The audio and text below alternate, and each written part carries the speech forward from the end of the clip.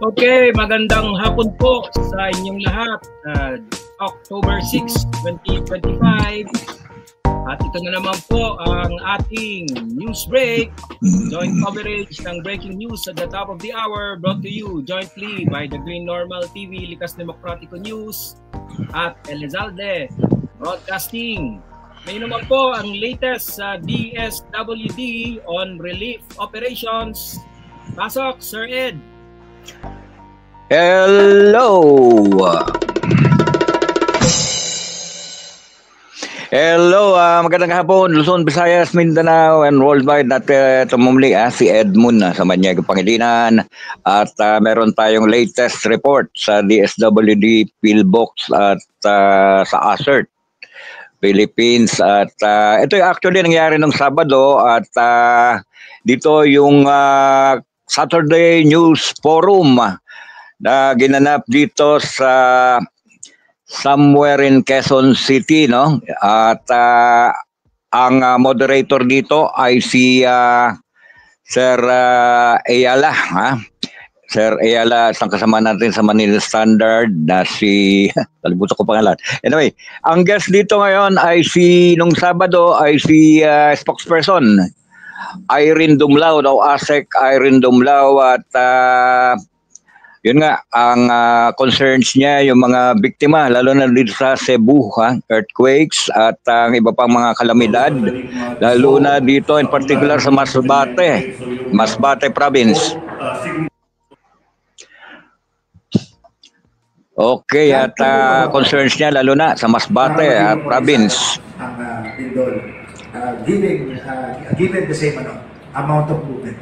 Okay, so depende yan. For example, the magnitude 7.9, 7.8 event last 1990, July 16, around... Ayun ang tinig ni Dr. Teresito Bacolcol, Director ng DOST at PhilBox, ano? At pinapaliwanag niya yung mga concerns, lalo na dito sa mga earthquakes na mga nangyayari sa ating bansa. Yun nga, sabi ko kanina, si Ma'am Irene Dumlao ay concerned lalo na dito sa province of Masbate at whole of Masbate and nearby regions, ano? At yun, at lahat ng magagawa ng DSWD yung ginagawa nila ay yan si Ma'am Irene Dumlao. Ma'am, pwede ba namin makita yung matatanggap natin sa sakaling kamama ang daligon?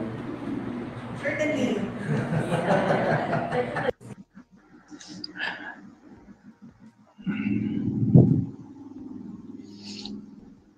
Ayun, ang short video na ano natin na cover, no? No, it's not in Cebu, but... Ayan, sa DOST si Dr. Bacolcol. Okay, officers normally would last preserve or preserve, so hindi natin kailangan Ayun na. So all in all, yung pamunuan ni President Bongbong Marcos ay very much concerned.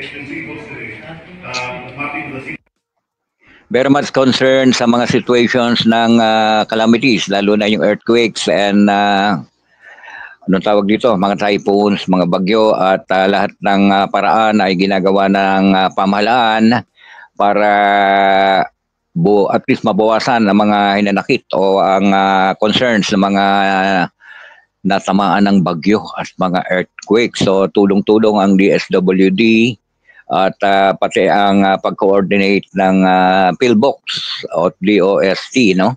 At iba pang sangay ng pamahalaan dito sa mga kalamidad at bagyo. Nandito rin kanina, na-report ko na rin yata, no? Yung pag ni Ma'am Lisa Puri, no? At nagsagawa ng natawag dito, some sort of rally somewhere in Quezon City. Actually, meron po kaming mga kasama sa Central Luzon. Is 40,000 members. Meron po sa NCR at meron po sa Calabar Zone. Ang amin pong assert sa Central Luzon ay certified union and recognized with CNA po, no? Collective Negotiation Agreement. Tumikilos po kami yung mga nabanggit kong region, NCR, Calabarzon, and Central Luzon. At patuloy po namin na sinusulong ang mga karapatan at mga benepisyo, no, ng mga guro sa pampublikong paaralan. Meron din po kami isang sister organization, ang Retirees Assert. Binubuo naman po ito ng mga retired teachers and non-teaching personnel po. Wala din po sa pampublikong paaralan. And in fact, meron po kaming dialogue sa Martes with the President and General Manager Rick Deloso. This is exclusive dialogue of Assert with the honchos of GSIS. Ano po to? Tuesday, October 7 at 2 p.m. po sa GSIS building. I wish you can also building. Invited kami, pwede mga media, Sige po, I wish you can cover the event.